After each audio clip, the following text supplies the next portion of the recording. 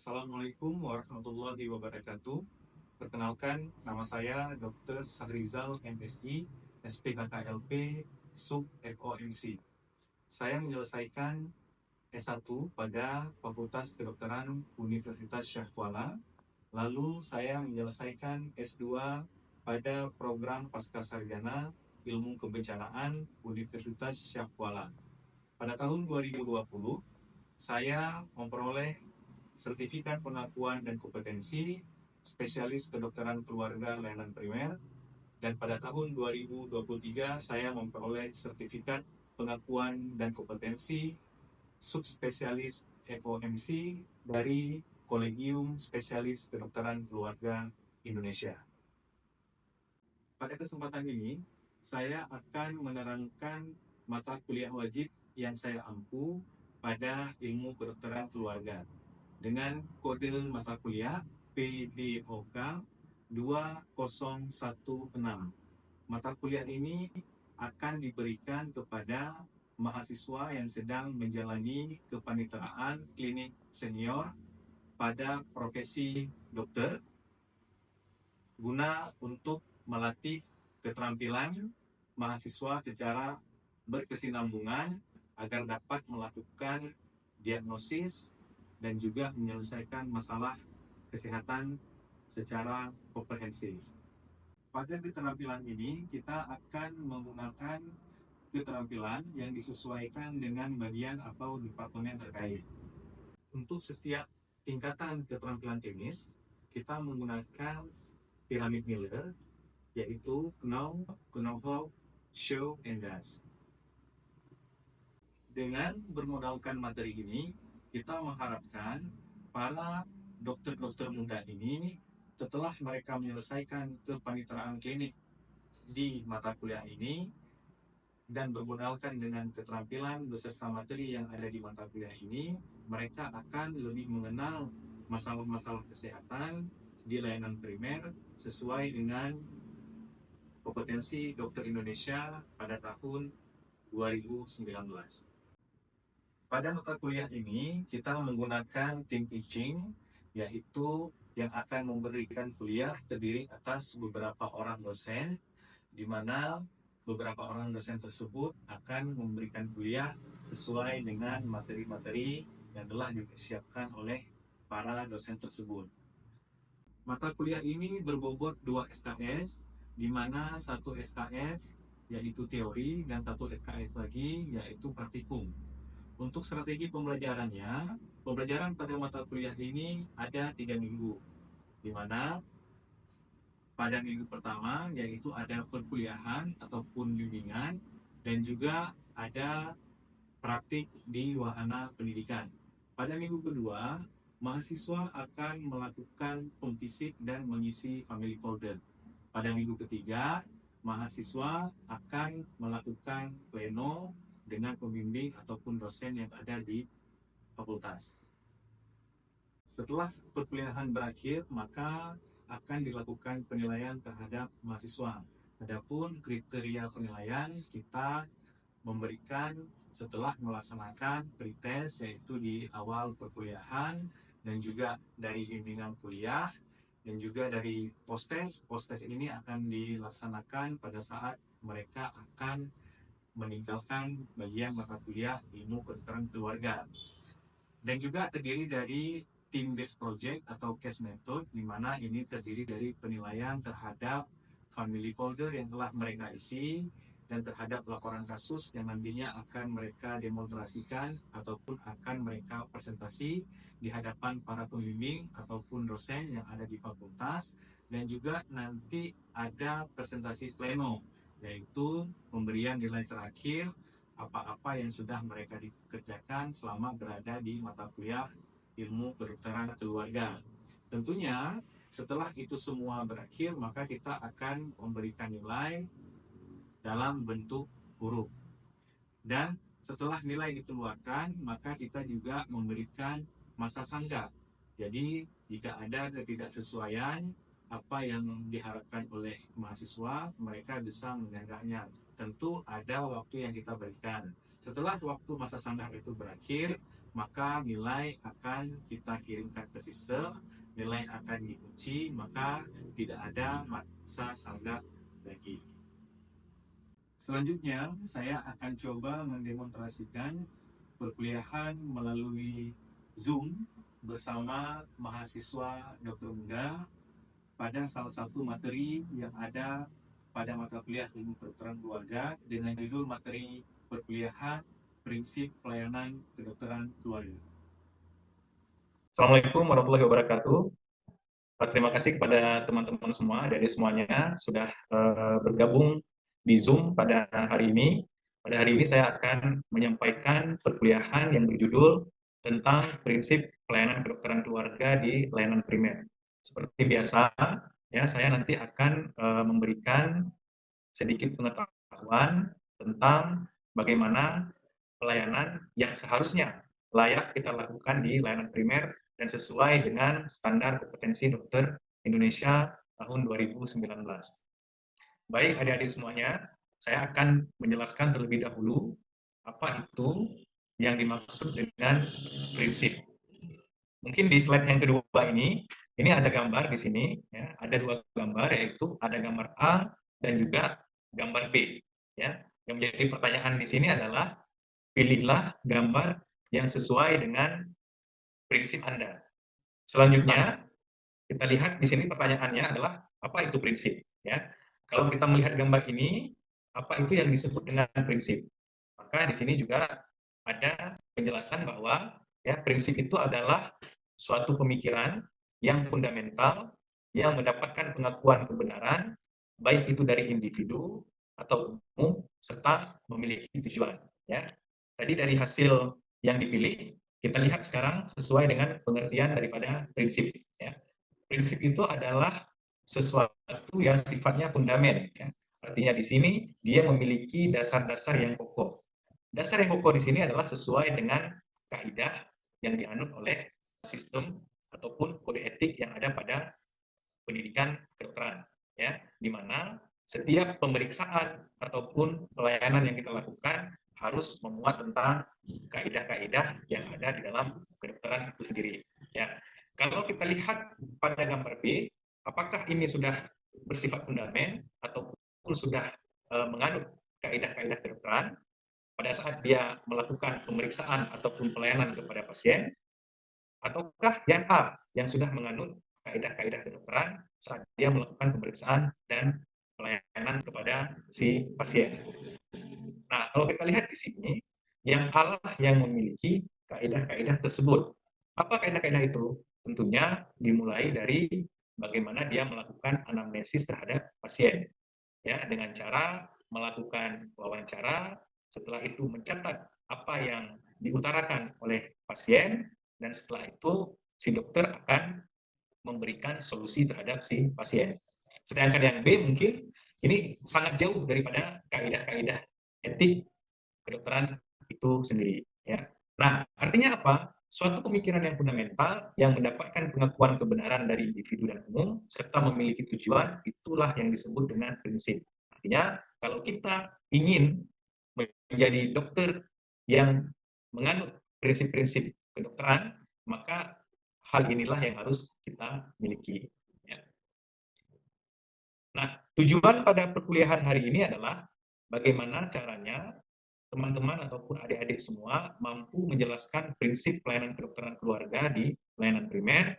Yang kedua adalah mampu menerapkan prinsip pelayanan berorientasi keluarga pada pelayanan kedokteran keluarga, mampu menerapkan prinsip pelayanan komprehensif pada pelayanan kedokteran keluarga, dan selanjutnya mampu menerapkan prinsip pelayanan secara kontinus pada pelayanan kedokteran keluarga. Nah, di sini menjadi pertanyaan, apa sih sebenarnya manfaat daripada pelayanan kedokteran keluarga? Yaitu adalah terselesaikannya masalah kesehatan keluarga dan terciptanya keluarga yang partisipatif, sehat badan, jiwa, sosial, dan sejahtera yang memungkinkan setiap anggota keluarga hidup secara produktif, secara sosial, dan juga secara ekonomi. Artinya apa? Keluarga ini menjadi support system ya agar masalah kesehatan yang ada di dalam keluarga tersebut bisa terselesaikan dengan baik. Coba kita bayangkan, misalnya keluarga menarik diri daripada support system tadi, maka setiap anggota keluarga yang memiliki masalah dengan kesehatannya, ini akan terus semakin menjadi lebih buruk. Ya. Nah, selanjutnya, tujuan yang kedua adalah pada hari ini adik-adik semua harus bisa melakukan pelayanan ya yang berorientasi keluarga. Ya, kalau kita lihat di sini adalah unit keluarga adalah pemain yang tak tertandingi untuk menjaga kesehatan dan mencegah penyakit anggota keluarganya.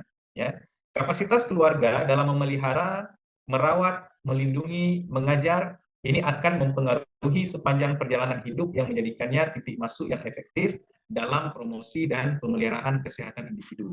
Di sini artinya apa? Setiap preventif dan juga promosi yang kita berikan kepada pasien ini tidak begitu berarti dibandingkan dengan dia mendapatkan di dalam rumah. Ya. Artinya pada saat preventif dan juga promotif dia dapatkan pertama sekali di dalam ataupun di tengah-tengah keluarganya, itu akan lebih baik ya ataupun akan lebih bisa untuk membuat setiap anggota keluarga itu tetap sehat ketimbang dia mendapatkan di luar daripada keluarganya. Misalnya seperti adanya promosi ataupun edukasi yang diberikan di rumah sakit, di puskesmas, di klinik maupun di pusat-pusat kesehatan baik yang sifatnya mandiri ya ataupun pemerintah, ini kita melihat tidak signifikan ya ataupun tidak maksimal untuk bisa membuat si pasien itu agar tetap sehat ataupun memelihara dirinya dari penyakit-penyakit yang ada. Ya contohnya saja misalnya kita sekarang sangat disayangkan ya Indonesia itu sekarang menduduki peringkat kedua di dunia penyakit untuk penyakit tuberkulosis ya. Sedangkan di Aceh, laporan pada tahun 2024 itu sudah ada 12 kurang lebih 12.000 lebih kasus pasien dengan TBC ya. Kalau kita lihat TBC ini kan penyakit yang menular. Bayangkan kalau tahun kemarin 12.000 dia menularkan ke tahun-tahun berikutnya, berapa ribu orang yang akan terkena lagi. Nah, awal mulanya kenapa terjadi hal-hal seperti ini? Artinya apa? Ada stigma di masyarakat, ya. Ada memang pikiran-pikiran yang daripada kita sendiri ataupun masyarakat itu yang menganggap bahwa TBC ini adalah hal yang biasa. Padahal kalau dia sudah menjadi progresif, ini akan membuat masalah kesehatan si penderita akan lebih parah lagi seperti itu. Ya, artinya apa? Coba dari pertama misalnya di keluarga ya, sejak dia berada di tengah-tengah keluarganya, dia sudah dipromosikan ataupun sudah diedukasi dengan masalah TBC ini, ya mungkin masalah-masalah ini akan bisa kita selesaikan sedini mungkin. Ya. Nah, selanjutnya saya mengharapkan pada saat adik-adik nantinya berada di layanan primer ataupun layanan sekunder, apakah itu di puskesmas, di rumah sakit, ini harus bisa menyediakan pelayanan secara komprehensif dengan pendekatan holistik. Ya. Artinya apa? Artinya adalah pelayanan yang diberikan sekarang itu lebih menekankan kepada kuratif, ya, tanpa mempertimbangkan atau memperhatikan preventif dan juga promosi, ya, sehingga kasus penyakit di tempat kita dari hari ke hari akan terus bertambah. Ya. Nah, artinya di sini kita maunya pelayanan komprehensif ini secara komprehensif dimulai dari preventif, promosi, kuratif, rehabilitatif ya, sampai kita kembalikan dia ke masyarakat ini harus kita miliki ya. Itu kalau kita menginginkan setiap pasien yang datang itu kita mengharapkan mereka derajat kesehatannya hari demi hari akan terus meningkat. Dan selanjutnya kita juga harus melakukan pendekatan-pendekatan secara holistik, ya, artinya melihat bagaimana kondisi pasien, bagaimana kondisi keluarganya, agar apa? Agar apa yang kita sampaikan terhadap pasien ataupun apa yang kita berikan kepada pasien ini bisa lebih diterima oleh pasien itu sendiri. Ya, oleh karena itu pendekatan holistik, baik itu pendekatan secara psikologis, secara sosial, secara spiritual, ya, ini sangat diperlukan untuk menunjang kesehatan pasien itu sendiri. Nah, selanjutnya, ya, saya juga mengharapkan adanya pelayanan secara kontinus dan berkesinambungan. Ya, kita di kedokteran keluarga itu melakukan pelayanan yang berpusat pada orangnya, artinya pasien center, tetapi bukan pada penyakitnya ataupun disease center. Bedanya apa? Pada saat kita memberikan pelayanan yang berpusat pada orangnya, yaitu pasien center, ya, maka hari demi hari kita terus akan terhubung dengan pasien tersebut, baik dengan pasiennya maupun dengan keluarganya. Ya, tetapi pada saat kita menggunakan pendekatan secara disease center, ya, ataupun berpusat pada penyakitnya, pada saat penyakitnya itu dalam tanda kutip bukan sembuh, ya, tetapi berhenti sebentar penyakitnya, maka kita bisa tidak akan peduli lagi terhadap si pasiennya. Dan ini yang kita ingin mengubah hal-hal semacam ini, ya, sehingga kita menjadi seorang dokter itu akan lebih peduli terhadap pasien dan keluarganya. Nah, kesimpulan daripada materi ini, saya menginginkan pada saat adik-adik nanti memberikan pelayanan ataupun melakukan pemeriksaan di wahana pendidikan, baik itu di puskesmas, baik itu di puskesmas maupun di klinik, itu dapat menerapkan ketiga pelayanan ini. Yang pertama sekali adalah pelayanan yang berorientasi keluarga, ya. Yang kedua adalah pelayanan yang komprehensif, yang ketiga pelayanan yang berkesinambungan, ya. Kalau ketiga pelayanan ini bisa ataupun berhasil diterapkan, maka saya yakin sekali daerah kita, ya, khususnya di Aceh, ini angka derajat kesehatan hari demi hari pasti akan terus meningkat. Baik, adik-adik semua, mungkin sekian materi dari saya. Apakah ada yang ingin menanyakan dari materi yang sudah saya sampaikan? Silakan. Izin bertanya, dokter. Iya, silakan. Izin dokter, sekiranya apakah prinsip kedokteran keluarga itu dapat diterapkan ke dalam semua penyakit pada suatu keluarga atau hanya penyakit-penyakit tertentu saja yang dapat diterapkan prinsip kedokteran keluarga tersebut, dokter? Terima kasih, dokter. Baik, Salsa, terima kasih telah menanyakan pertanyaan tadi. Saya ulangi lagi ya, supaya teman-teman juga semua bisa mendengarkan pertanyaan dari Salsa.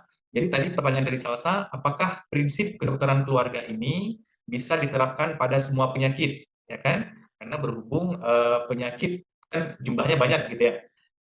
Sangat bisa, Salsa, sangat bisa. Kenapa sangat bisa? Jadi prinsip kedokteran keluarga ini bagaimana kita melaksanakan pelayanan itu secara komprehensif dengan pendekatan holistik, ya. Artinya apa? Kita tidak hanya memulai dari kuratif, mengobati, tetapi dari preventif itu sudah kita sediakan dari awal. Contoh misalnya pada penyakit influenza yang sangat sederhana, Salsa, ya. Bagaimana sih prinsip kedokteran keluarga ini kita terapkan pada penyakit influenza? Jadi yang terbayang pada kita adalah bukan mengobati influenzanya, Salsa, tapi bagaimana kita mencegah agar tidak terjadinya influenza pada keluarga tersebut. Ataupun pada saat ada salah satu keluarga yang menderita influenza, minimal kita bisa mencegah agar tidak terkena kepada anggota keluarga yang lain. Mungkin seperti itu, Salsa. Baik, dokter. Terima kasih banyak, dokter, atas penjelasannya. Ya, terima kasih, Salsa. Ada lagi yang ingin menanyakan? Izin bertanya, dokter. Iya, silahkan. Dengan siapa? Zelin ya. Iya, dokter. Izin bertanya, dokter. Tadi disebutkan keluarga adalah titik promosi yang paling efektif untuk kita masuki sebagai uh, edukasi kepada keluarga maupun untuk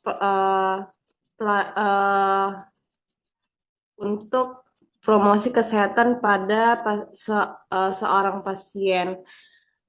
Pertanyaan saya, apakah tingkat pendidikan pada keluarga itu mempengaruhi dari keefektifan untuk kita memberikan promosi kesehatan? Jika iya, bagaimana jika tingkat pendidikan yang lebih rendah itu kemudian mempengaruhi tingkat pemahaman dari promosi kesehatan yang ingin kita sampaikan? Padahal keluarga itu adalah titik efektif untuk promosi kesehatan. Mungkin sekian, dokter. Baik, terima kasih. Dengan Zelin ya. Terima kasih, pertanyaannya bagus sekali. Tadi ada pertanyaan, saya ulangi lagi ya supaya teman-teman yang lain juga bisa mendengarkan. Jadi pertanyaan dari Zelin tadi adalah disebutkan tadi bahwa keluarga adalah satu ataupun salah satu unit terkecil, tetapi dia sangat efektif sebagai titik masuk kita melakukan edukasi. Begitu kan pertanyaan tadi? Sangat efektif untuk kita melakukan edukasi. Nah, bagaimana jika misalnya tingkat pendidikan pada keluarga tersebut tidak memenuhi standar ya, ataupun tidak memenuhi syarat?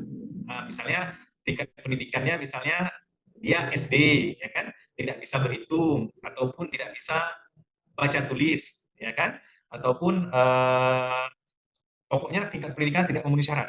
Nah, bagaimana dia akan bisa mempromosikan kepada keluarganya? Katakanlah misalnya ayahnya ataupun ibunya, bagaimana dia bisa menjelaskan kepada anaknya jika ibu dan ayahnya tingkat pendidikannya rendah misalnya. Ya, baik Zelin, pertanyaan yang sangat bagus sekali ya. Di dalam kedokteran keluarga kita memiliki beberapa instrumen ya. Kita memiliki beberapa instrumen itu untuk mengukur baik itu keluarga maupun komunitas. Itu disebut dengan dukungan secara internal ataupun eksternal. Nah, ada namanya Apgar score di dalam salah satu family assessment tool.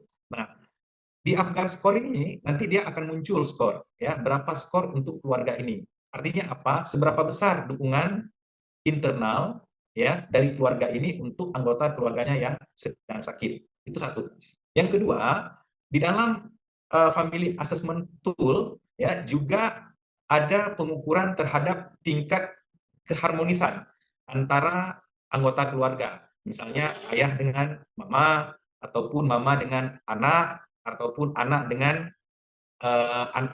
mama dengan anak pertama, mama dengan anak kedua, ataupun antara kakak beradik, bagaimana dari segi keharmonisannya. Nah, kita juga bisa melihat segi keharmonisannya. Setelah itu, di family assessment tool juga ada namanya family life cycle, di mana kita bisa melihat derajat ya, derajat tingkat pendidikan setiap anggota keluarganya. Jadi sebenarnya ya pada saat kita ingin memberikan suatu edukasi ya, kita ingin masuk ke dalam keluarga tersebut, maka kita akan menggunakan seluruh family assessment tool tersebut untuk melaksanakan promosi maupun edukasi kepada keluarga tersebut. Makanya di dalam kedokteran keluarga itu ada namanya family folder. Mungkin dari family folder itu nanti pada saat adik-adik semua sudah ataupun akan melaksanakan pelayanan di wahana pendidikan nanti, pasti akan melakukan home visit. Dan setelah melakukan home visit, adik-adik akan menuliskan ataupun akan memindahkan apa yang adik-adik temukan ya ke dalam family folder, tentu dengan mengukur family assessment tool tadi.